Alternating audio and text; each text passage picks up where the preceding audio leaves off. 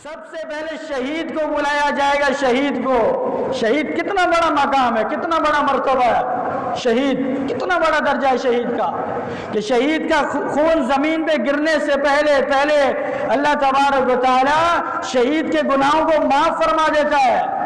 اللہ کے نبی نے کیا فرمایا؟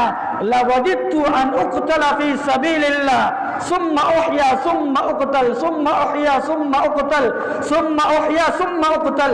3 دفعہ کہا کہ میرا دل یہ چاہتا ہے کہ میں اللہ کے راستے میں شہید کر دیا جاؤں, پھر زندہ کیا جائے, پھر شہید کیا جاؤں, پھر زندہ کیا جائے, پھر شہید کیا جاؤں, پھر زندہ کیا جائے, پھر شہید کیا جاؤں. شہید کا اتنا بڑا مقام ہے, اتنا بڑا مرتبہ ہے.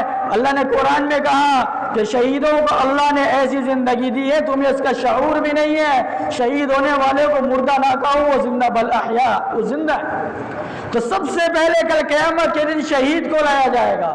اللہ کہے گا تجھ پر میں نے اتنے انعامات کیے, تجھ کو اتنی نعمتیں دی, تجھے جوانی دی, تجھے صحت دی, تجھے طاقت دی, تجھے سب کچھ دیا, تو نے کیا کیا؟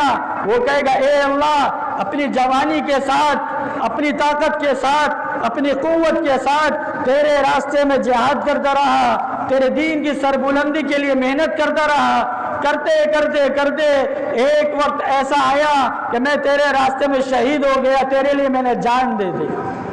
حدیث میں کیا جائے, اللہ تبارک و تعالیٰ کہے گا تو جھوٹ بولتا ہے. کیا کہے گا اللہ تعالیٰ؟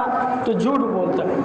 تو نے یہ جتنے کام کیے, جہاد کیا, لڑائی کی, کافروں کو مارا, یہ سب کچھ اس لیے کیا تھا کہ لوگ تجھے بہادر کہیں, لوگ تجھے شہید کہیں, لوگ تجھے غازی کہیں.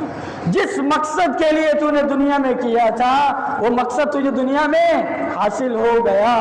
دنیا میں تیری واہ واہ ہو گئی, آخرت میں تیرا کوئی بھی حصہ نہیں ہے.